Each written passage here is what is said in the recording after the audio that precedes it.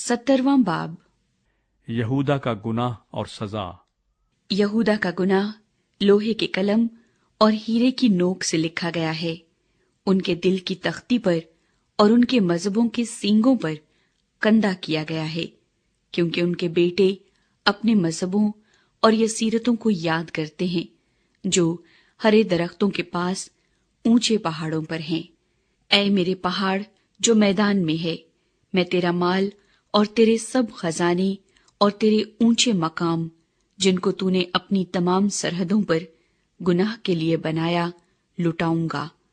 और तू अस खुद उस मीरास से जो मैंने तुझे दी अपने कसूर के बाइस हाथ उठाएगा, और मैं उस मुल्क में जिसे तू नहीं जानता तुझसे तेरे दुश्मनों की खिदमत करवाऊंगा, क्योंकि तुमने मेरे कहर की आग भड़का दी है, जो हमेशा तक जलती रहेगी। मुतफर्रक मकूले। खुदावंद यूं फरमाता है कि मलाऊन है वो आदमी जो इंसान पर तवक्कुल करता है और बशर को अपना बाजू जानता है, और जिसका दिल खुदावंद से बरगश्ता हो जाता है, क्योंकि वो रत्मा की मानिंद होगा जो बियाबान में है और कभी भलाई न देखेगा, बल्कि बियाबान की बेआब जगहों में और गैर आबाद जमीन शोर में रहेगा। मुबारक है वो आदमी जो खुदावंद पर तवक्कुल करता है और जिसकी उम्मीदगाह खुदावंद है, क्योंकि वो उस दरख्त की मानिंद होगा जो पानी के पास लगाया जाए और अपनी जड़ दरिया की तरफ फैलाए, और जब गर्मी आए तो उसे कुछ खतरा ना हो, बल्कि उसके पत्ते हरे रहें और खुश्क साली का उसे कुछ खौफ ना हो और फल लाने से बाज ना रहे। दिल सब चीजों से ज्यादा ही लेबाज और ला इलाज है, उसको कौन दरियाफ्त कर सकता है। मैं खुदावंद दिलो दिमाग को जांचता और आजमाता हूं, ताकि हर एक आदमी को उसकी चाल के मुआफिक और उसके कामों के फल के मुताबिक बदला दूं। बेइंसाफी से दौलत हासिल करने वाला उस तीतर की मानिंद है जो किसी दूसरे के अंडों पर बैठे। वो आधी उम्र में उसे खो बैठेगा और आखिर को अहमक ठहरेगा। हमारे मकदस का मकान अजल ही से मुकर्रर किया हुआ जलाली तख्त है। आए खुदावंद इसराइल की उम्मीदगाह, तुझको तर्क करने वाले सब शर्मिंदा होंगे, मुझको तर्क करने वाले खाक में मिल जाएंगे, क्योंकि उन्होंने खुदावंद को जो आबे हयात का चश्मा है तर्क कर दिया। यर्मिया खुदावंद से मदद मांगता है।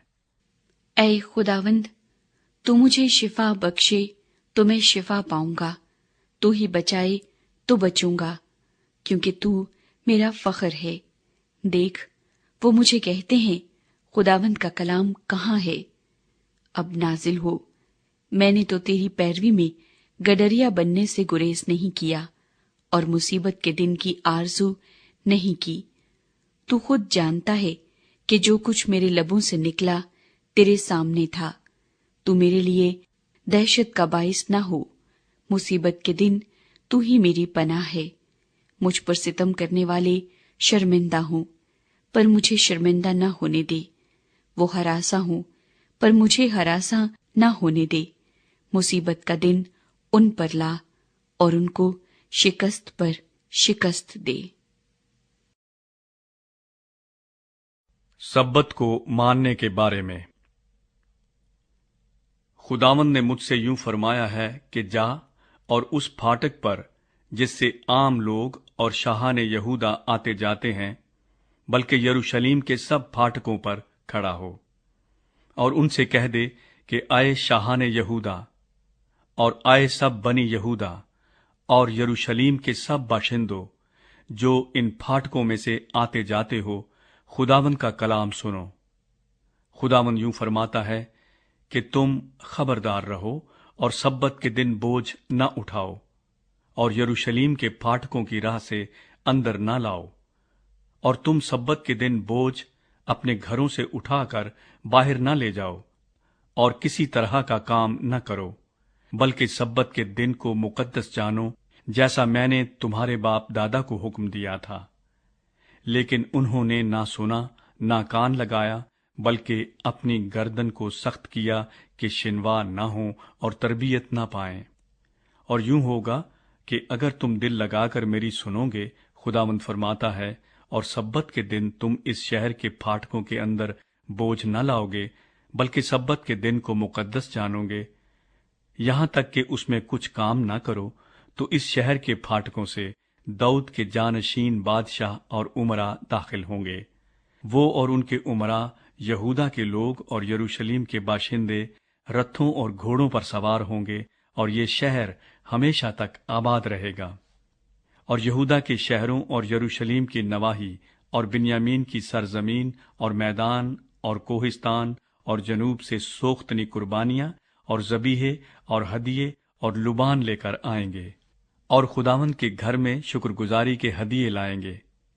لیکن اگر تم میری نہ سنو گے کہ سبت کے دن کو مقدس جانو، اور بوجھ اٹھا کر سبت کے دن یروشلم کے پھاٹکوں میں داخل ہونے سے باز نہ رہو، تو میں اس کے پھاٹکوں میں آگ سلگاؤں گا جو اس کے قصروں کو بھسم کر دے گی اور ہرگز نہ بجھے گی۔